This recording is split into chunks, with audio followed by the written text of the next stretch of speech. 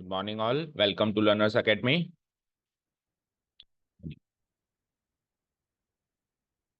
So, ready?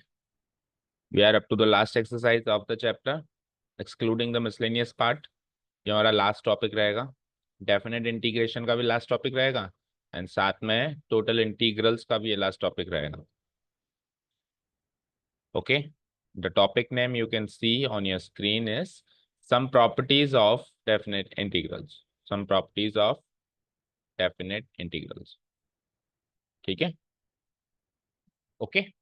देखो properties ये केवल और केवल डेफिनेट इंटीग्रल्स की है. फर्स्ट ऑफ ऑल तो ये चीज नोटिस करो, इनडेफिनेट इंटीग्रेशन में इन प्रॉपर्टीज का कोई रोल नहीं है. ठीक है, जहां जहां कोई कनेक्शन होगा तो मैं कनेक्ट करते हुए चलेंगे.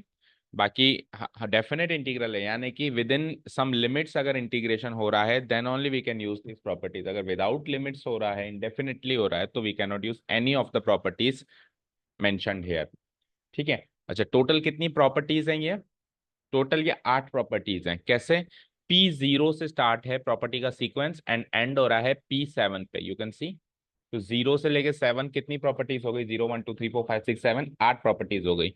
ठीक है. बट कोई ये सोचे सर ये क्या लिखने का तरीका है? 1 to 8 ही बोल देते, फिर P1 to P8 बोल देते, P0 to P7 ये क्या तरीका हुआ? तो वो तो जो भी तरीका है, अब आप किसी भी इंटीग्रेशन की बुक खोल के देखोगे तो इसको P0 to P7 ही कहा गया है.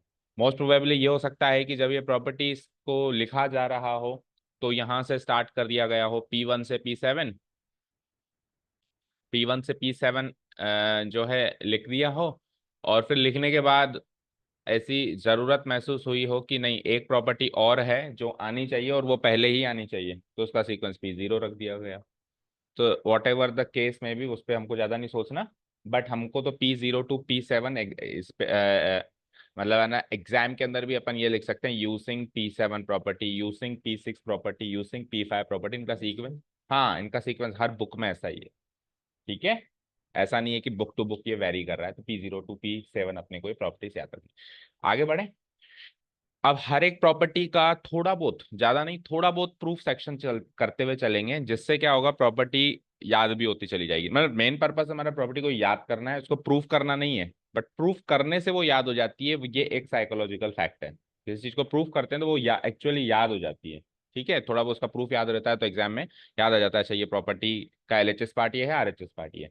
तो प्रूफ सेक्शन, किसी को प्रूफ सेक्शन से याद करेंगे, किसी को कुछ नाम रख देंगे उस प्रॉपर्टी का, नाम रख रख के याद करेंगे. कुल मिला के अच्छी क्लास में हमने कोई 8 प्रॉपर्टीज, उनका थोड़ा बहुत प्रूफ, उनकी लर्निंग टेक्निक पे काम करना है. ओके, स्टार्ट करें. The very first property you can C is P0. तो P0 पे फोकस करो सब लोग. क्या कहता है P0? LHS पार्ट क्या है इसमें देखो, definite integral f of x from limit a to b. देख पा रहे हो? दिख नहीं रहा? Definite integral f of x dx from limit a to b. RHS part क्या है? Definite integral f of t dt from limit a to b. क्या समझे आप इस प्रॉपर्टी में? देखो जहां जहां x आ रहा था वहां वहां इन्होंने t रख दिया है. रख दिया है? रख दिया है. ठीक है. तो इस प्रॉपर्टी का नाम हम हमारे शब्दों में रख लेते हैं, हमारे शब्दों में इस प्रॉपर्टी का नाम हम रख लेते हैं dummy variable property. Dummy variable property. Dummy variable property. ठीक है. क्यों? क्योंकि हमने क्या कहा, हमने क्या करा, एक्स वेरिएबल को हमने एक डमी, कोई दूसरा वेरिएबल है. डमी का मतलब क्या होता है? Temporary basis. डमी का मतलब क्या होता है? Temporary basis. हमने उसको एक्स को टी वाई कुछ और यू वी उस वाले वेरिएबल्स में चेंज कर दिया. ठीक है. याद रहे, अगर ये इनडेफिनेट इंटीग्रल होता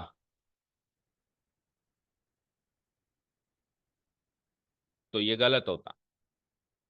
क्यों? इनडेफिनेट इंटीग्रल में इसका answer capital F of X plus C आता. अच्छा, जहां जहां मैं कैपिटल एफ लिख रहा हूं तो अंडरस्टूड है कि capital F of X small F of X का इंटीग्रल होता है. इसका answer capital F of T plus C होता. बोलो. तो ये जो फंक्शन बनता वो एक फंक्शन ऑफ एक्स होता, ये जो फंक्शन बनता वो फंक्शन ऑफ टी होता. अब चाहे से फंक्शन बिल्कुल शक्ल में एक जैसे दिख रहे हो, लेकिन एक्स का फंक्शन और टी के फंक्शन तो दो अलग अलग क्वांटिटीज है ना, वैल्यू वाइज. फॉर एग्जाम्पल यहाँ पे मान लो आंसर आ जाता है x² + 1, यहाँ पे आंसर आ जाता t² + 1. चलो शक्ल सूरत में एक जैसे हैं, but this is not equal to this. तो इंडेफिनेट इंटीग्रल के केस में ये दोनों चीज बराबर नहीं होती, बट डेफिनेट इंटीग्रल के केस में दोनों चीज बराबर है। कैसे प्रूफ करके देख लो। फॉर एग्जाम्पल मान लो एलएचएस पार्ट उठाया मैंने, तो एलएचएस पार्ट को सॉल्व करना जरा। अगर मैंने integration F of x dx को अगर मैंने कैपिटल एफ ऑफ एक्स मान लिया, प्लस सी भी कह लो, इनडेफिनेट इंटीग्रल के फॉर्म में अगर मैंने इसको capital F of X plus C मान लिया, तो यहाँ पे बताओ एलएचएस पार्ट क्या बनेगा। लेट्स से कि मैंने एलएचएस पार्ट अलग से उठा लिया, तो एलएचएस इक्वल टू दिस। तो definite integral a to B f of x D x को क्या कहूंगा मैं, कैपिटल एफ ऑफ एक्स। ठीक है, और क्योंकि इंडेफिनेट इंटीग्रल है तो प्लस सी नहीं लगाऊंगा, उसमें लिमिट लगा दूंगा ए टू बी। यस और नो? ठीक है, ये चीज समझ में आई। इसको फर्दर सॉल्व करते हैं तो कैसे लिखते हैं, पहले बी पुटअप करते हैं, अभी डेफिनेट इंटीग्रल सॉल्व करके आए हम तरोताजा, और फिर ए लिमिट पुटअप कर देंगे तो it is like F of A, right? Okay, अब सुनो, अब अगर मैं आरएचएस पार्ट उठाता हूं तो देखो क्या बनता है। आरएचएस पार्ट जो है वो क्या है, integration a to B f of T D t, यही है। तो इसका इंटीग्रल क्या बनेगा, कैपिटल एफ ऑफ टी, बोलो। और क्योंकि डेफिनेट इंटीग्रल है तो सी नहीं लगाऊंगा, ए टू बी लगा दूंगा। ठीक है, आगे बोलो, अगेन बी और ए पुटअप करेंगे, तो बी और ए पुटअप करेंगे तो अगेन क्या बनेगा, बोलो f of B minus f of a. You can see L H S R H S exactly same है, बोलो। ठीक है, तो इनडेफिनेट इंटीग्रेशन में वो फंक्शन ऑफ एक्स बनेगा, ये फंक्शन ऑफ टी बनेगा, लेकिन डेफिनेट इंटीग्रेशन में उस एक्स और टी दोनों में हम बी और ए पुटअप करेंगे तो फाइनली आंसर बी और ए में आएगा। तो डेफिनेट इंटीग्रल में दोनों की वैल्यू बराबर होगी, बट इनडेफिनेट इंटीग्रल में उनकी वैल्यू बराबर नहीं होगी। समझ आया? क्लियर है? तो पहली प्रॉपर्टी क्लियर है, डमी वेरिएबल प्रॉपर्टी। ठीक है, इसका इस्तेमाल जनरली बड़े बड़े इंटीग्रल्स आएंगे अभी उसमें किया जाएगा। क्यों किया जाता है इसका इस्तेमाल, सपोज करो मैंने मेरे वे हम सब्स्टिट्यूशन मेथड यूज करते हैं ना। सब्स्टिट्यूशन मेथड में क्या करते हैं, एक्स को टी बना देते हैं, फिर डीएक्स को डी टी बना देते हैं, ये सब ये सारा काम हम करते हैं। तो ये करते करते करते करते काफी बड़े इंटीग्रल्स भी होते हैं, उसमें वापस कुछ ऐसा, जैसा सपोज करो फॉर एग्जाम्पल मैंने साइन एक्स को इंटीग्रेट करना शुरू किया, I equal to sine X D X मैंने इंटीग्रेट करना शुरू किया, और ये एक एग्जाम्पल कह रहा हूँ। मान लो इंटीग्रल बड़ा हो गया काफी, करते करते करते करते करते बीच में कहीं ना कहीं sine of T D T मिल गया, तो मैंने कहा यार sine of T D T मिल गया, और sine of x D x को मैंने इंटीग्रेट करना शुरू किया था, तो sine of x D X और sine of T D T का फंक्शनिंग तो सेम ही है। तो चलो sine of T D T को मैं डमी वेरिएबल प्रॉपर्टी से वापस sine of x D x बना देता हूँ, तो जहां से स्टार्ट किया था वो चीज मिल जाएगी, उसको वापस आई लिख सकते हैं ना अपन। तो उस जगह पे हम इन ये प्रॉपर्टीज को यूज करते हैं। ठीक है, क्लियर? जो करना है वो तो समझ आ गया, जिस चीज से बचना है उस चीज को ध्यान में रखो। डमी वेरिएबल प्रॉपर्टी में अगर हमने एक्स को टी बनाया है तो डीएक्स को भी dt बनाना कंपलसरी, अगर वो नहीं किया तो सब खत्म हो गया। अगर हमने उसको किसी दूसरे वेरिएबल में चेंज किया है तो dx भी साथ के साथ dt बनेगा। ठीक है ना, अगर गलती से उसको dx को dx ही छोड़ दिया तो फिर ये दोनों बराबर नहीं है, फिर ये दोनों बराबर हरगिज नहीं है। ठीक है, जरूरी नहीं है टी लो, आप y भी ले सकते हो, f of y d y. तो पहली प्रॉपर्टी क्लियर है, dummy variable property. Dummy variable property में अपन एक डमी वेरिएबल फिट कर देते हैं उसमें। ठीक है, चलें सेकंड प्रॉपर्टी पे। काफी सरल थी पहली प्रॉपर्टी तो, और देखो अल्टीमेटली तब याद होगी जब क्वेश्चन आएंगे, ये तो बिल्कुल फैक्ट है। हम कोशिश करेंगे कितने भी याद कर लें, जब तक क्वेश्चन नहीं आएगा तब तक वो याद नहीं हो सकता। ठीक है, सेकंड P1, मतलब प्रॉपर्टी सीक्वेंस में ये सेकंड है, वैसे इसका नाम P1 है। P1 क्या कहता है, पढ़ लेते हैं एक बार। अच्छा, उसको ऊपर ही शिफ्ट कर देते हैं।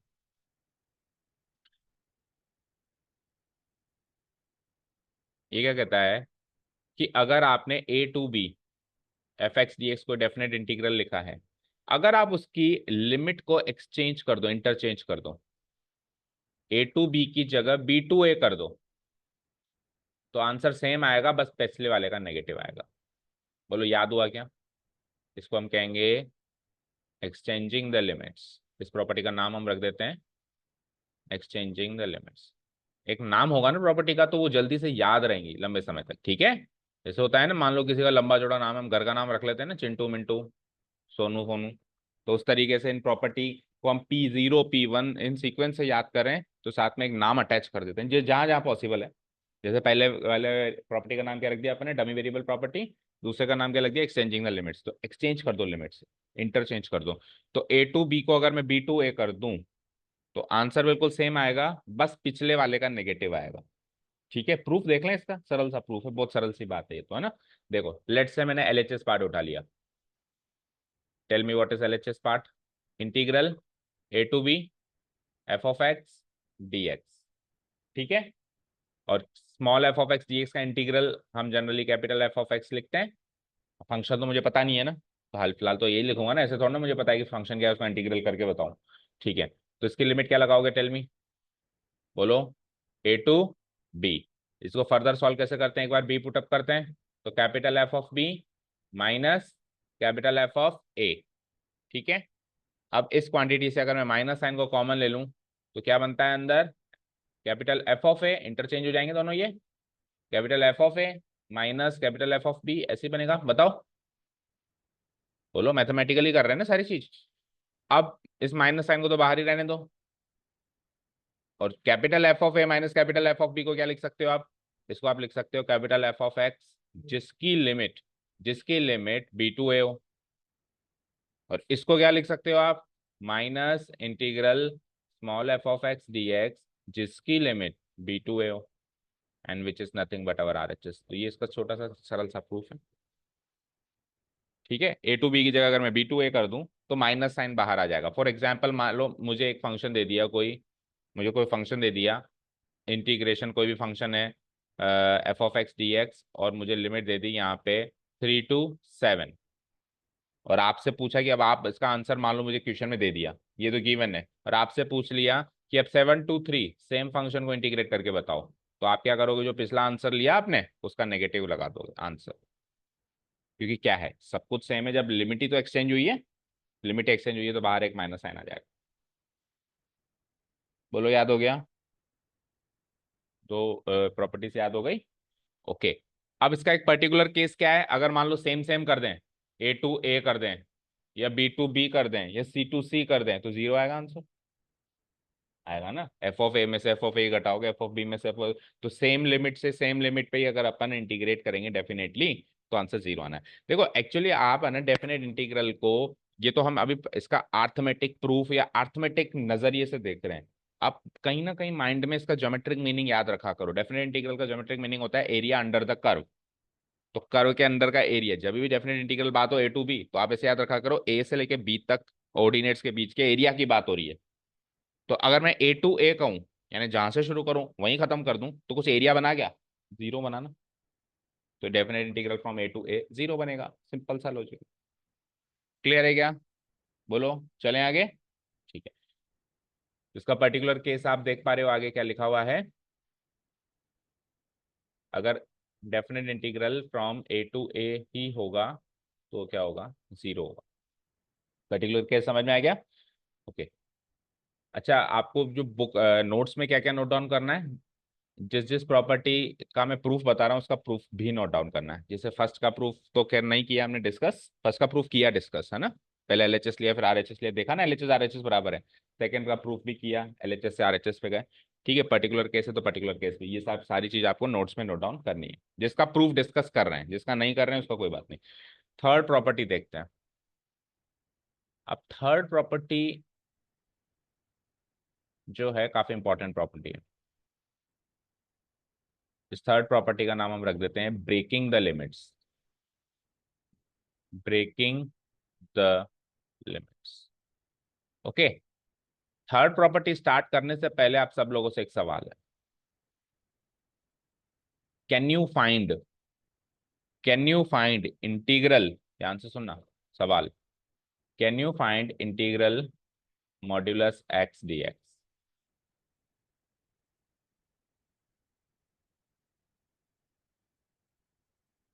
मॉड्यूलस एक्स डी एक्स का इंटीग्रल कर सकते हो क्या,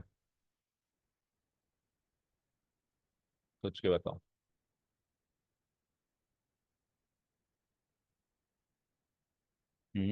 कर सकते हो, कर सकते हो, किया अभी तक हमने 10 एक्सरसाइज 9 एक्सरसाइज में किया। अच्छा जी, दूसरा सवाल, डेफिनेट इंटीग्रल नहीं कर सकते हो, कोई बात नहीं, क्या आप इसका इनडेफिनेट इंटीग्रल कर सकते हो, -3 से कुछ भी ले लो जैसे 7, क्या आप इसका डेफिनेट इंटीग्रल कर सकते हो, इनडेफिनेट तो नहीं कर सकते हो, क्या आप इसका डेफिनेट इंटीग्रल की वैल्यू निकाल सकते हो क्या?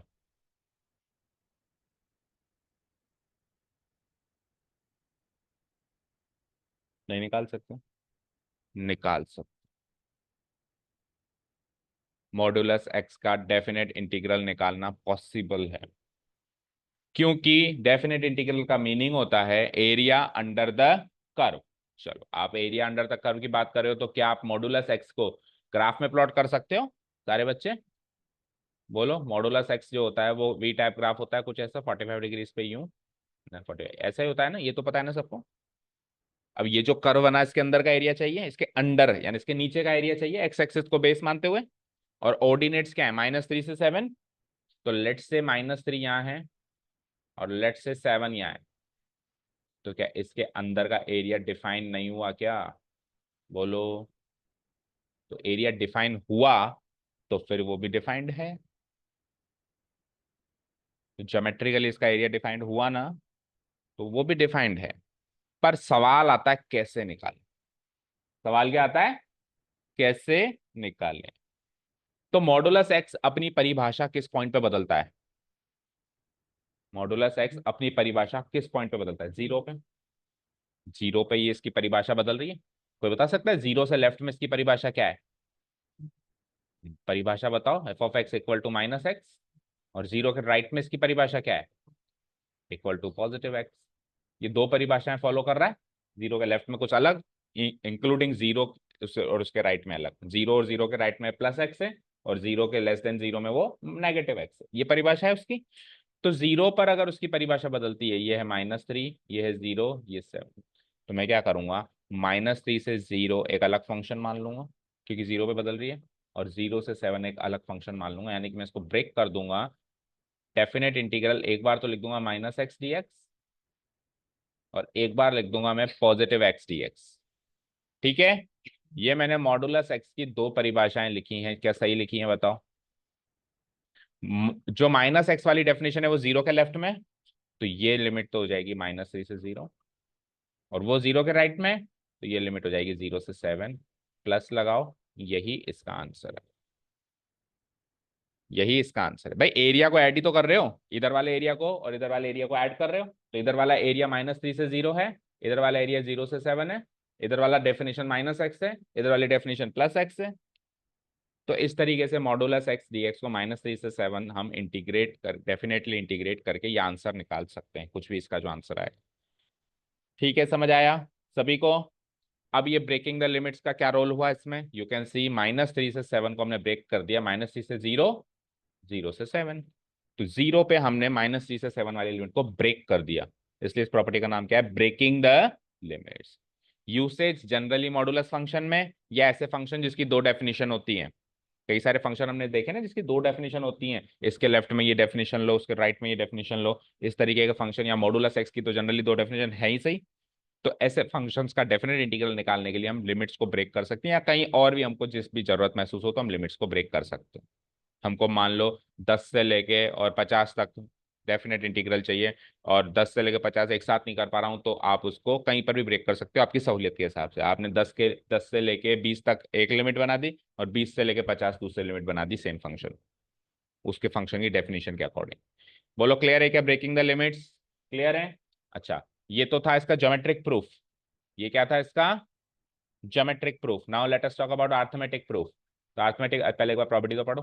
क्या है ये? अगर आपको ए टू बी इंटीग्रेट करना है ना, आप ए टू सी करो, सी नामक कोई पॉइंट पे ब्रेक कर दो उसको, और फिर सी से वापस बी तक इंटीग्रेट कर दो, और बीच में क्या लगा दो? प्लस लगा दो। समझ आया? ठीक है। Let's talk about it's arithmetic proof. तो अर्थमेटिक प्रूफ के लिए मैं आरएचएस पार्ट को पहले ले लेता हूँ। तो आरएचएस पार्ट देख पा रहे हो आप, क्या है? A to C F of x D X, ये आरएचएस पार्ट है। तो क्या लिखेंगे हम इसको? कैपिटल एफ ऑफ एक्स जिसकी लिमिट ए टू सी, ऐसे ही लिखेंगे क्या? बोलो। इसको क्या लिखेंगे? कैपिटल एफ ऑफ एक्स जिसकी लिमिट, जिसकी लिमिट कहाँ से कहाँ? सी टू बी, ऐसे ही लिखोगे। और फिर इसका क्या कर दोगे? प्लस, बीच में क्या लगा दोगे? Plus. R H S part as it is उठा लिया हमने। इसको क्या करोगे? पहले सी पुटअप करो, तो कैपिटल एफ ऑफ सी, फिर ए पुटअप करो, कैपिटल एफ ऑफ ए, ऐसे ही करोगे। ब्रैकेट लगा दो चाहो तो, हल प्लस। ठीक है। प्लस आगे बताओ उसको क्या करोगे, पहले क्या पुटअप करोगे, बी, बोलो, कैपिटल एफ है ना, कैपिटल एफ ऑफ बी, फिर माइनस, फिर क्या पुटअप करोगे, कैपिटल एफ ऑफ सी, ऐसे ही करोगे, आया ना, कुछ कटा क्या इसमें बताओ, बोलो क्या कटा, capital F of C minus capital, कट गया ये, तो ये फाइनली क्या बचा, capital F of B minus capital F of A, जिसे क्या लिख सकते हो आप, कैपिटल एफ ऑफ एक्स जिसकी लिमिट होगी ए टू बी, जिसे क्या लिख सकते हो आप, integration F of x D X जिसकी लिमिट होगी A to B, and which is nothing but my L H S.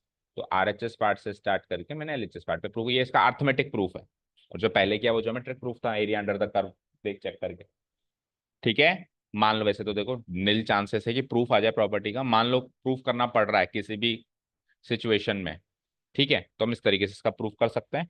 जब हम इसका प्रूफ करेंगे तो आपको एक चीज मेंशन करना जरूरी है, वेयर, कहीं पर भी ऊपर में मेंशन कर दो चाहे से, where capital F of X जो है स्मॉल एफ ऑफ एक्स का इंटीग्रल है, small F of x D x का integral capital F of X है, ये मेंशन करना जरूरी है, फिर आप directly small F of x D x को कैपिटल एफ ऑफ एक्स लिख सकते हो। ठीक है, समझ आया, तीन प्रॉपर्टीज हो गई क्या, 0 1 2, ठीक है। अब चलते हैं चौथी प्रॉपर्टी, जिस सीक्वेंस में क्या है P3, ओके चलें, कर दूं उसको डिलीट। P3 प्रॉपर्टी थोड़ी सी समझने में टेढ़ी है, ठीक है, थोड़ी सी समझने में ये टेढ़ी, क्या कह रहा है ये P3 प्रॉपर्टी, देखो, अगर आपके पास कुछ ऐसा फंक्शन है f of x D x a to b है, अगर वो ए टू बी लिमिट ऐसी है जो सॉल्व करने में काफी हैक्टिक है, ठीक है, तो आप क्या कर सकते हो, ए प्लस बी माइनस एक्स, इस फंक्शन को इस तरीके से बदल सकते हो। जनरली ट्रिग्नोमेट्रिक फंक्शंस के केस में ये प्रॉपर्टीज यूज होती है, ठीक है, जनरली कहाँ यूज होती है, ट्रिग्नोमेट्रिक फंक्शंस के केस में। इसका प्रूफ देख लें छोटा सा, ठीक है। अब अभी के लिए तो इस प्रॉपर्टी को डायरेक्ट याद करो, क्योंकि ये प्रॉपर्टी थोड़ी सी इंपॉर्टेंट है, इससे भी ज्यादा इंपॉर्टेंट P4 है जो इसका पर्टिकुलर केस है, बट P4 एक्चुअली P3 से ही बनी है, तो इसलिए पहले P3 समझना जरूरी है, ओके। देखो, अगर मैं इसका एलएचएस पार्ट उठा के सॉल्व करना शुरू करूं, ध्यान से सुनना, ठीक है, तो एलएचएस पार्ट में सपोज करो ये जो अंदर वाली चीज देख रहे हो ए प्लस बी माइनस एक्स, उसको टी ले लें, क्या ले लें, ए प्लस बी माइनस एक्स को मैंने क्या ले लिया, टी, तो डिफ्रेंशिएटिंग बोथ साइड्स करना, तो ए का 0 बी का 0, माइनस एक्स का क्या बनेगा, माइनस डी एक्स, और टी का क्या बनेगा, डी टी, तो ये प्लस डी एक्स की वैल्यू माइनस डी टी। अब आप इधर इसको चेंज करो लिमिट को, तो ये क्या बन जाएगा, सब्सटीट्यूट करो मतलब, ए टू बी, और ए प्लस बी माइनस एक्स को तो आपने ले लिया टी, तो ये F of T, D x को क्या लिया बोलो, माइनस डी टी, तो माइनस साइन को बाहर लगा के अंदर डी टी लिख दूं, बताओ यहाँ तक कोई डाउट नहीं हुआ solve, a to b, okay, limit भी तो चेंज करोगे, ए टू बी क्यों लिखोगे, जब हम सब्स्टिट्यूशन लगाते हैं तो डेफिनेट इंटीग्रल में लिमिट भी ए टू बी, ए की जगह ए टू बी थोड़ा ना रहेगी, वो तो एक्स की वैल्यू थी, अभी तो आपने एक्स को क्या लिया, यहाँ से एक्स की वैल्यू अगर मैं टी की फॉर्म में निकालू तो कुछ अलग निकला ना, तो वो भी तो करोगे ना, तो व्हेन, इसलिए तो मैच नहीं वहां पे, एक्स इक्वल टू क्या है, लिमिट क्या है ए, और व्हेन, अभी करके आए हम ये सारा काम, एक्स इक्वल टू क्या है बी, तो यहाँ से टी की वैल्यू बताओ, ऊपर में एक्स की वैल्यू ए और एक्स की वैल्यू बी पुटअप करो, तो एक्स की वैल्यू ए पुटअप करेंगे तो ए माइनस ए कट गया, तो टी की वैल्यू क्या आई, बी, और बी पुटअप करूंगा तो बी माइनस बी कट गया, तो टी की वैल्यू क्या आई, ए, तो यू कैन सी लिमिट जो थी बी टू ए, वो ए टू बी, वो क्या बन गई, बी टू ए बन गई, तो यहाँ पे ए टू बी की जगह मैं बी टू ए लिख दूं, बोलो, बी टू ए लिख दूं, और बी टू ए लिख दूं तो बाहर माइनस साइन है, माइनस साइन को अगर मैं अंदर इंट्रोड्यूस करूं, माइनस साइन को अगर मैं अंदर इंट्रोड्यूस करूं तो लिमिट चेंज हो जाएगी, अभी मैंने प्रॉपर्टी पढ़ के आएंगे, माइनस साइन निकालो या अंदर इंट्रोड्यूस करो तो एक्सचेंज हो जाती है लिमिट, तो वापस बी टू ए क्या बन जाएगा, ए टू बी, और आंसर अंदर फंक्शन क्या है, f of T D T, अब पहली पहली प्रॉपर्टी यूज करो, डमी वेरिएबल, तो टी को एज इट इज एक्स बना दो, टी को एज इट इज क्या बना दो, एक्स बना दो, पर साथ में याद रखना dt को भी क्या बनाना पड़ेगा, dx which is nothing but my LHS, check करो, हो गया इसका प्रूफ, ये आरएचएस से स्टार्ट किया हमने, सब्स्टिट्यूशन लगा के एलएचएस पे प्रूफ किया। ठीक है, प्रूफ समझ में आ गया। अब इसका एक्चुअली अभी तो कोई यूज समझ नहीं आएगा कि सर ये प्रॉपर्टी बनाई क्यों। ये थर्ड नंबर प्रॉपर्टी आपको काफी ऑकवर्ड लगेगी कि ऐसा क्यों कर रहे हैं हम, a+b-x। जब क्वेश्चन आएगा, क्वेश्चन की नीड के अकॉर्डिंग जनरली मैं क्या कह रहा हूँ, ट्रिग्नोमेट्रिक फंक्शंस में इन प्रॉपर्टी का यूज होगा। तो अभी के लिए तो याद करो, और ये प्रूफ बता दिया मैंने। ओके। अच्छा, कई कई बुक में आपको ये इस तरीके से मेंशन किया जाता है, इसका ज्योमेट्रिक प्रूफ भी है, बट वो थोड़ा सा डिफिकल्ट है। अगर हम किसी फंक्शन को इस तरीके से इंटीग्रेट करते हैं तो इसको बोलते हैं फॉरवर्ड एरिया। क्या बोलते हैं इसको? Forward area. और किसी फंक्शन को अगर हम इस नजरिए से देखते हैं, किसी इंटीग्रल को, सॉरी, तो इसको बोलते हैं बैकवर्ड एरिया। क्या बोलते हैं इसको? Backward area. तो उन्होंने ये लॉजिक भी दिया है कि हम एरिया निकाल रहे हैं, तो हम एरिया बस यहां से यहां निकालना शुरू करेंगे। यहां से मैंने कहा कि इस कमरे का एरिया निकालो, किसी ने इंच टेप यहां से लेके यहां तक नापा, और किसी ने इंच टेप उल्टा यहां से लेके यहां तक नापा, एरिया तो बराबर निकलेगा। तो फॉरवर्ड एरिया बैकवर्ड एरिया एक ही एरिया है, तो वो उसका बराबर निकलेगा। तो उस लॉजिक से ये दोनों वैल्यूज बराबर है। ठीक है। ठीक है, क्या समझ आया क्या? सपोज करो ये फंक्शन है, ये कर्व है, मुझे यहां से लेके यहां तक का एरिया चाहिए, एरिया अंडर द कर्व। ठीक है। अब जब मैं लिखता हूँ ना, देखो, इंटीग्रेशन f(x)dx, तो इसको एरिया इसलिए कहते हैं a to b। ये a to b, इसको एरिया इसलिए कहते हैं, देखो dx नामक dx विड्थ की एक छोटी सी स्ट्रिप बनाई जाती है। अभी अपन ने लिमिट ऑफ ए सम से इसको पढ़ा नहीं है, इसलिए ये कॉन्सेप्ट आपके लिए बिल्कुल नया है। लिमिट ऑफ ए सम से अगर आप इसको पढ़ते हैं ना, डेफिनेट इंटीग्रल को, तो एक्चुअली क्या हो रहा है, dx, ये विड्थ कितनी है, ये विड्थ कितनी है, dx। ठीक है। और ये लेंथ और ये dx विड्थ का एक रेक्टेंगुलर स्ट्रिप कंसीडर करो, उसका एरिया। ठीक है। ऐसे करते करते वो छोटी से छोटी स्ट्रिप आप बनाए जाओ, बनाए जाओ, बनाए जाओ, और सारी स्ट्रिप्स का एट लास्ट एरिया जोड़ दो, तो इस पूरे कर्व के अंदर का एरिया आ जाता है। छोटी छोटी स्ट्रिप्स बनाओ, रेक्टेंगुलर स्ट्रिप्स। अच्छा, जितनी छोटी स्ट्रिप बनाओगे ना, उतना परफेक्ट रेक्टेंगल बनेगा। सपोज करो मैंने ये स्ट्रिप इतनी बड़ी, मैं किसी ने कहा सर मैं तो ये स्ट्रिप है ना ऐसे बनाऊंगा, ये एक स्ट्रिप और ये दो स्ट्रिप, तो आप चेक करो क्या ये रेक्टेंगल है क्या? क्या ये रेक्टेंगल है क्या? नहीं है ना। अगर आप अच्छा, इस रेक्टेंगल के अंदर, अगर देखो ध्यान से देखो, इस रेक्टेंगल के अंदर ये वाला पोर्शन एक्स्ट्रा है, चेक करो, इस रेक्टेंगल के अंदर कौन सा पोर्शन एक्स्ट्रा है? हम्म, ये वाला पोर्शन एक्स्ट्रा है। ठीक है। अब अगर मैं पतली स्ट्रिप बनाऊं, लेट से ये स्ट्रिप मैंने इतनी पतली बना दी, तो ये भी परफेक्ट रेक्टेंगल नहीं है, मानते हैं, बट इसके अंदर जो पोर्शन एक्स्ट्रा है वो इतना नेग्लिजिबल है कि इसको परफेक्ट रेक्टेंगल माना जा सकता है। तो जितनी छोटी स्ट्रिप बनाएंगे, उतना परफेक्ट रेक्टेंगल बनेगा। बनेगा नहीं बनेगा? जितनी बड़ी स्ट्रिप बनाएंगे उस उतना इम्परफेक्ट रेक्टेंगल बनेगा, वहां पे एरिया एक्स्ट्रा बचेगा। ठीक है। तो लिमिट ऑफ ए सम से डेफिनेट इंटीग्रल को सॉल्व करने का, या उस अप्रोच से उसको देखने का एक्चुअल मीनिंग ये है कि हम क्या करें, dx नामक पतली पतली स्ट्रिप्स बना दें, और उस उनका एरिया निकाल दें रेक्टेंगल का, और लास्ट में सबको इंटीग्रेट, इंटीग्रेट मतलब क्या होता है, जोड़ दो। तो सारे एरिया को हम जोड़ दें। तो अगर मैं a to b स्ट्रिप्स बनाना शुरू करूं, या मैं b to a नामक स्ट्रिप्स बनाना शुरू करूं, तो एरिया तो एक ही निकलेगा, क्योंकि कर्व तो एक ही है। ठीक है। तो इस लिहाज से फॉरवर्ड एरिया बैकवर्ड एरिया बराबर। तो ये इसका जो डोमेट्रिक प्रूफ है वो थोड़ा सा मुश्किल है, पर इसका अलजेब्रिक प्रूफ थोड़ा सा आसान है।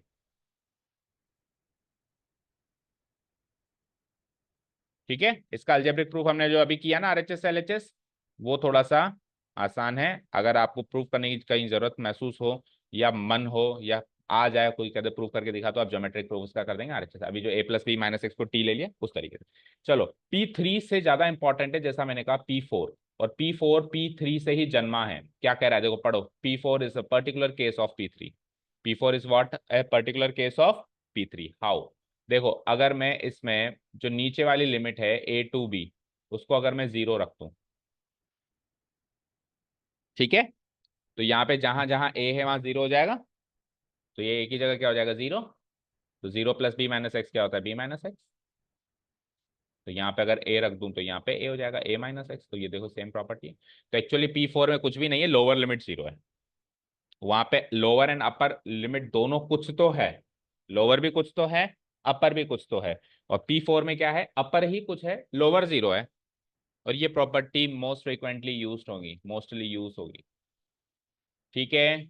अगेन ये प्रॉपर्टी भी ट्रिग्नोमेट्रिक फंक्शंस के केस में ज्यादा काम आएगी, जहां पे लोअर लिमिट 0 हो और अपर लिमिट कुछ हो। फॉर एग्जाम्पल देखो यहाँ पे स्क्रीन पे एक इंटीग्रल देखना है, एक एग्जाम्पल देता हूँ, sin x dx, और यहाँ पे 0 है, यहाँ पे पाई/2 है। अब इसको मैं पता है क्या लिख सकता हूँ, integration 0 to π/2 cos x dx। ये दोनों बराबर हैं। कैसे बराबर हैं? मैंने कुछ भी नहीं किया, यहाँ पे π/2 माइनस एक्स को मैंने रिप्लेस कर दिया किससे, π/2 माइनस एक्स। अब sine of π/2 minus X cos x होता है ना। क्यों कर दिया देखो साहब, a माइनस एक्स लिख सकते हैं ना हम इसको। क्या लिख सकते हैं, a माइनस एक्स। अगर लोअर लिमिट 0 है तो मैं इसको क्या लिख सकता हूँ, a माइनस एक्स। यहाँ पे भी तो लोअर लिमिट 0 थी, तो मैंने क्या लिख दिया, π/2 माइनस एक्स। अब π/2 माइनस एक्स कॉस एक्स होता है, sine of π/2 minus X cos X होता है, इसलिए ये प्रॉपर्टी काम आई। मान लो ऐसा कुछ होता ही नहीं होता तो ये प्रॉपर्टी काम आती क्या? जनरली ये प्रॉपर्टी ट्रिग्नोमेट्रिक फंक्शन के केस में काम आई। ठीक है, P4 P3 का इस पर्टिकुलर केस है, बस उसमें लोअर लिमिट 0 है। दोनों प्रॉपर्टीज कवर याद हो गई। चलें P5 पे क्विकली। हाँ जी, P5 अब तीन प्रॉपर्टीज बचती है हमारी। देखो P5 क्या कहता है, अगर हमारे पास लिमिट कुछ ज्यादा ही बड़ी है। अच्छा, P5 भी तभी काम आएगी जब आपके पास लोअर लिमिट 0 है, फर्स्ट ऑफ ऑल। ठीक है, इसको हम इस प्रॉपर्टी को हम ऐसे याद रख सकते हैं, we can write it as halving the limits. We can write it this property as halving the limits. What can we write, halving the limits. Halving the limits का मतलब हो गया लिमिट्स को हाफ कर दो। क्यों कर दो? मान लो लिमिट हमारे पास इतनी बड़ी है कि वो एक बार में इंटीग्रेट नहीं हो पा रही है, so what we can do, we can just half the limits. आधी इधर कर दो, आधी इधर कर दो। ठीक है, जैसे कि इसने क्या करा, 0 to 2a है, तो 0 to a 0 to a half हो गई। 2a का आधा क्या होता है, a होता है। अब फॉर एग्जाम्पल एक ट्रिग्नोमेट्रिक फंक्शन है वो 0 to π है, तो 0 to π से काम नहीं हो रहा, तो आप 0 to π/2 अलग कर दो और 0 to π/2 दोबारा कर दो। ठीक है, जो आपने फर्स्ट वाला 0 to π किया, ये आईडी सर यूज कर रहे हैं क्या? आईडी चेंज करनी पड़ेगी। हेलो,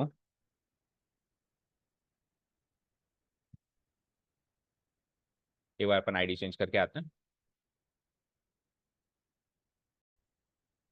चलो देखो, हाँ कौन सी प्रॉपर्टी कर रहे थे, हाफिंग द लिमिट्स। चेक करो, P5 की बात कर रहे थे। क्या कहा मैंने, P5 में आपको क्या करना है, अगर आपको P5 पहली चीज यूज कब हो सकती है, पहले तो ये याद रखो, जब लोअर लिमिट 0। सबसे पहले तो उसको यूज ही तब कर सकते हैं जब लोअर लिमिट 0 हो। तो हम अपर लिमिट को आधा आधा कर सकते हैं। क्या कर सकते हैं, अपर लिमिट को। इसका अगर ज्योमेट्रिक प्रूफ की बात करें तो देखो, सपोज करो this is a curve, let this be a curve, और मेरे को एक बड़ा सारा एरिया है जिसको इंटीग्रेट करके एरिया अंडर द कर्व चाहिए। मान लो इतना बड़ा एरिया। ठीक है, जीरो से लेके, जीरो से लेके है तो फिर कर्व को चेंज करना पड़ेगा, जीरो से ही स्टार्ट करना पड़ेगा। x = 0, लेट से ये कर्व है ना। तो मुझे जीरो से लेकर और 2a टाइप का एरिया चाहिए पूरा। ओके, ठीक है, तो मैं क्या कर दूंगा, इसके मिडवे पे एक दीवार खड़ी कर दूंगा, 0 to a। अब मैं ये वाला एरिया निकाल के और ये वाला एरिया निकाल दूं तो बात एक ही है ना, एक ही है। ठीक है, तो मैं क्या करूंगा, इस वाले एरिया को तो 0 to a लिख दूंगा, जैसे लिख दिया मैंने। इस वाले एरिया को मैं बैकवर्ड निकालूंगा, 2a माइनस ए, यानी 2a से a। ठीक है, तो 2a से a निकालूंगा तो फंक्शन कैसे बदल जाएगा, अभी अपन ने ऊपर वाला क्या किया था, अपर लिमिट माइनस एक्स कर देते थे। तो ये वाला जो एरिया है ये बैकवर्ड काउंट किया हुआ है, और ये वाला एरिया जो है ये फॉरवर्डली काउंट किया गया है। और क्योंकि लिमिट दोनों बराबर है तो दोनों को मैंने 0 to a पुट कर दिया, 0 to a 0 to a। ठीक है, बस इतना सा इसका प्रूफ है। अगर अलजेब्रिक प्रूफ की बात करें तो वही है, 2a माइनस एक्स को टी ले लो। जैसे अभी अपन ने वहां पे a+b माइनस एक्स को टी लिया था, तो यहाँ पे क्या कर लो आप, 2a माइनस एक्स को क्या ले लो, टी ले लो, और सेम टू सेम सॉल्व करो। ठीक है, तो हाफिंग द लिमिट्स याद हुआ। हाफिंग द लिमिट्स के क्या फीचर्स हैं, एक तो 0 to 2a क्या हो जाता है, आधा आधा होके 0 to a हो जाता है, पहला फीचर ये है। ठीक है, दूसरा फीचर क्या है, एक बार तो फंक्शन एज इट इज आता है f(x), लेकिन एक बार जो फंक्शन है वो 2a माइनस एक्स करके आएगा। एक बार जो फंक्शन है वो कैसे आएगा, 2a। अभी अभी हमने P4 में क्या सीखा था कि इंटीग्रेशन 0 to, मान लो a क्या होता है, f(x) dx, इसको हम क्या लिख सकते हैं, P4 में क्या सीखा था बताओ, क्या लिख सकते हैं बोलो, 0 to a f(a minus x) लिख सकते हैं, सीखा था ना, बोलो। तो अगर ये काम 2a के साथ है तो 2a के साथ भी कर सकते हो ये काम, बोलो, कर सकते हो ना, कर सकते हो नहीं कर सकते हो, ये 2a के साथ भी कर सकते हो ये काम। अब अगर मैंने 2a के साथ कर दिया, कहाँ गई हमारी वो,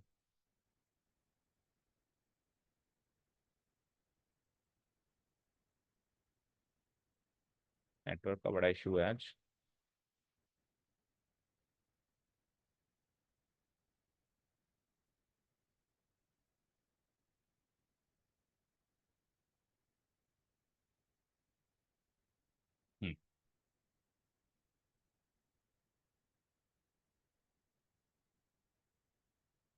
कौन सा वाला था, ये वाला।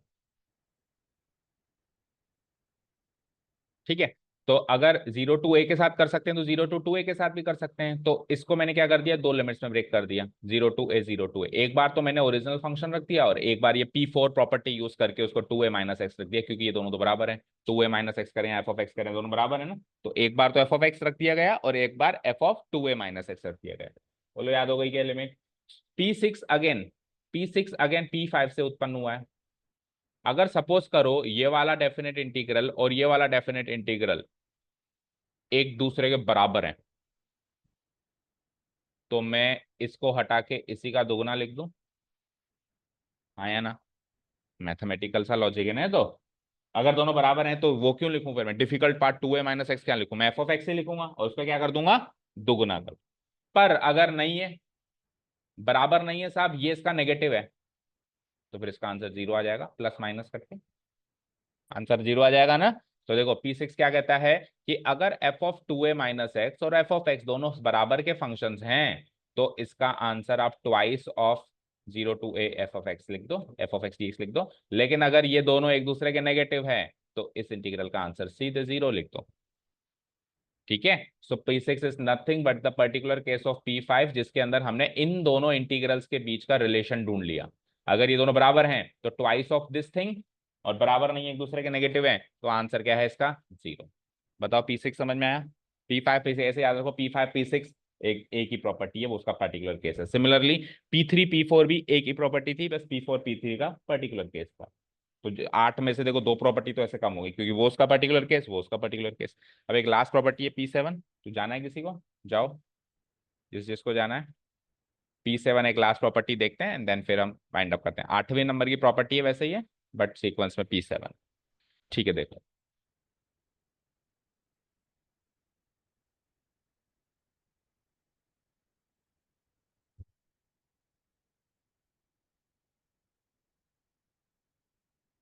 चलो।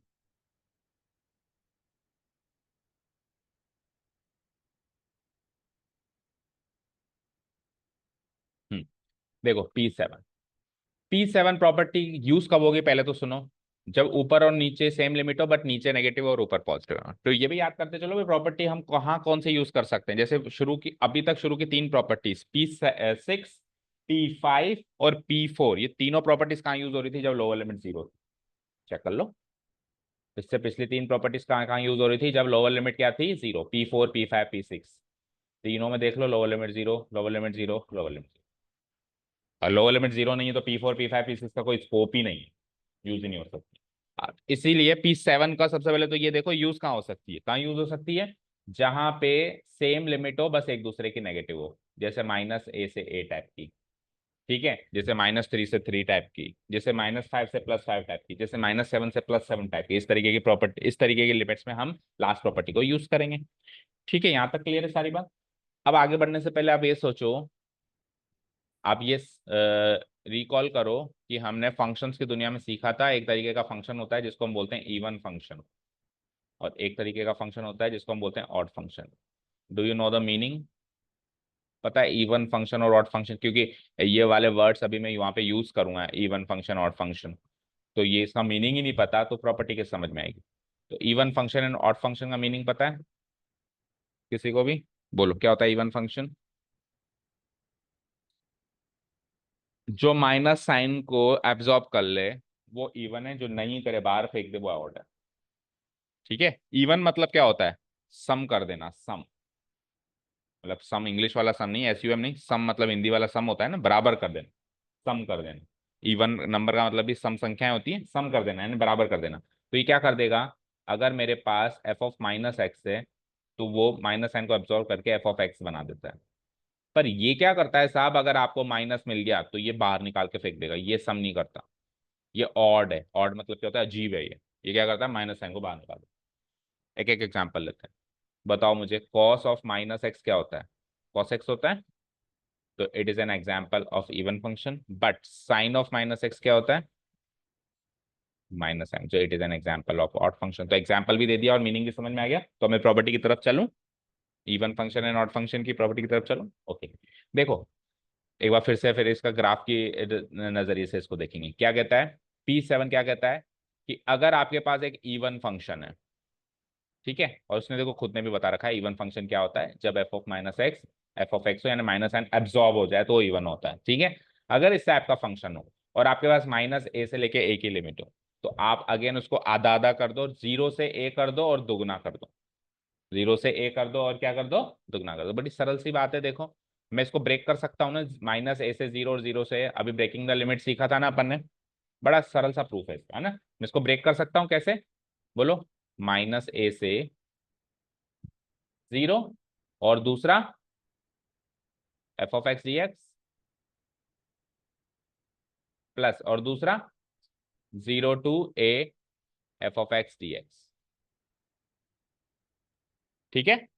अब देखो इधर माइनस ए से जीरो लिमिट काउंट करना और zero to a limit count करना एक दूसरे का नेगेटिव है या नहीं है, देखो अच्छा ऐसे समझो आप इसको, ऐसे समझो, मान लो cos x का ग्राफ देख लेते हैं। cos x का ग्राफ ऐसा होता है, देखो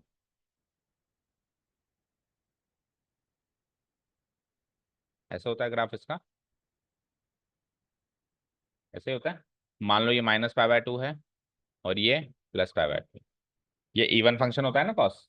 क्यों होता है इवन, क्योंकि अगर आप यहाँ पे वैल्यू निकालोगे और आप यहाँ पे वैल्यू निकालोगे तो सेम आएगी। तो ये मान लो माइनस पाई बाय फोर, ये प्लस पाई बाय फोर है, तो F of minus pi by four F of plus pi by four देखो दोनों वन बाय रूट टू आ रहा है, आ रहा है ना, तो इसलिए तो इसको इवन फंक्शन कहते हैं, ठीक है। अब अगर आपको इसको एरिया अंडर द कर्व चाहिए, इसका आपको एरिया अंडर द कर्व चाहिए, तो देखो जीरो से लेफ्ट में कुछ एरिया है और जीरो से राइट में कुछ एरिया है ना, बोलो है, जीरो से लेफ्ट में कुछ एरिया जीरो से लेफ्ट में कुछ एरिया है और जीरो से राइट में कुछ एरिया है, तो दोनों एरिया बराबर है, चेक करो, है ना। तो आप इस वाले एरिया को निकाल के इसी का दुगना कर दो ना, बोलो, zero to pi by two area निकाल के उसी का दुगना कर दो ना। ऐसा क्यों पॉसिबल हुआ, क्योंकि ये इवन था। लेकिन मान लो ये एरिया इसका नेगेटिव होता, मान लो ये एरिया इसका क्या होता है नेगेटिव, तो ये प्लस ये नेगेटिव करके जीरो बन जाता आंसर। ऐसा ऐसा इसका एग्जाम्पल देख लो आप, साइन एक्स का ग्राफ ऐसा होता है, माइनस पाई बाय टू और पाई बाय टू की बात करूं तो उसका ग्राफ कैसा होता है, zero to pi by two ऐसे होता है और zero to minus pi by two ऐसे होता है, बोलो। तो अब ये वाला एरिया इस वाले एरिया का नेगेटिव है या नहीं चेक करो, वो नीचे लटक रहा है ऊपर लटक रहा है, तो दोनों को उधर तो बराबर है, उधर तो दोनों ऊपर है, लेकिन इधर क्या है ऊपर नीचे। तो अगर मान लो उसकी वैल्यू सौ स्क्वायर यूनिट है तो उसकी वैल्यू माइनस सौ स्क्वायर यूनिट है, तो प्लस और माइनस करके जीरो बन जाएगा ना। तो इस केस में तो हम क्या कर सकते हैं, इसको मारो गोली, इसका दुगना करो, और उसमें क्या करेंगे, दोनों एक दूसरे के नेगेटिव हैं, तो ये दोनों कट के क्या बन जाएंगे, जीरो बन जाएंगे। समझ आ गया क्या, क्लियर है। इवन फंक्शन के केस में क्या करेंगे, हम जो पॉजिटिव वाला है माइनस ए टू ए को आप जीरो टू ए कंसीडर कर दो, माइनस ए को भूल जाओ, जो पॉजिटिव साइड वाला एरिया है उसका दुगना कर दो बस, इसका क्या कर दो, ट्वाइस कर दो। लेकिन अगर ये दोनों एक दूसरे के नेगेटिव हैं तो फिर आंसर क्या आएगा, जीरो आएगा। ऑड फंक्शन के केस में आंसर क्या आ जाएगा, जीरो। जैसे साइन एक्स डीएक्स करूंगा तो उसका आंसर क्या आ जाएगा, जीरो आ जाएगा। ओके, समझ आई आठों प्रॉपर्टीज, तो इजी थी, सात ये आठवीं नंबर की प्रॉपर्टी ज्यादा मुश्किल नहीं थी, और ये रेयरली यूज होती है। मतलब ये तो ऑब्वियसली वहीं पे यूज होंगी जब माइनस थ्री से थ्री है, जब माइनस सेवन से सेवन है, ऐसे कई बार आंसर क्वेश्चंस मिलेंगे आपको माइनस पाई बाय टू से पाई बाय टू, जैसे यही क्वेश्चन आ गया, जैसे यही क्वेश्चन आ गया, इंटीग्रेट करो cos x dx minus pi by to से प्लस पाई बाय टू, तो क्या लिखोगे आंसर बताओ। माइनस पाई बाय टू से प्लस, और cos x क्या है कि इवन फंक्शन है या ऑड फंक्शन है, बताओ। इवन फंक्शन है, तो आप क्या कर दोगे, integrate zero to pi by two twice लगा दोगे और cos x dx कर दोगे, दोनों बराबर होंगे ना, बताओ। और मान लो साइन होता, अगर यहाँ पे क्या होता साइन, तो साइन कैसा है, ऑड फंक्शन है, तो कुछ नहीं होता, इसका आंसर जीरो हो जाता, ठीक है। तो कब काम आएगी, जब ये लिमिट इसकी नेगेटिव है, तो इसलिए ये रेयरली यूज होती है सेवन पर। एट्थ वाली है वैसे प्रॉपर्टी, ठीक है। तो आठ प्रॉपर्टी डिस्कस हो गई बेटा, नोट्स बनाओ इसके अच्छे से ढंग से, जिसका हमने प्रूफ डिस्कस किया है, जिस वे में जिस तरीके से डिस्कस किया है उसको वैसे ही लिखो। अब जैसे इसका आपने कोई खास प्रूफ नहीं किया अभी, तो इसको बिल्कुल ऐसे ही लिखना, F is an even function, even function का मतलब ये होता है, F is an odd function का मतलब होता है।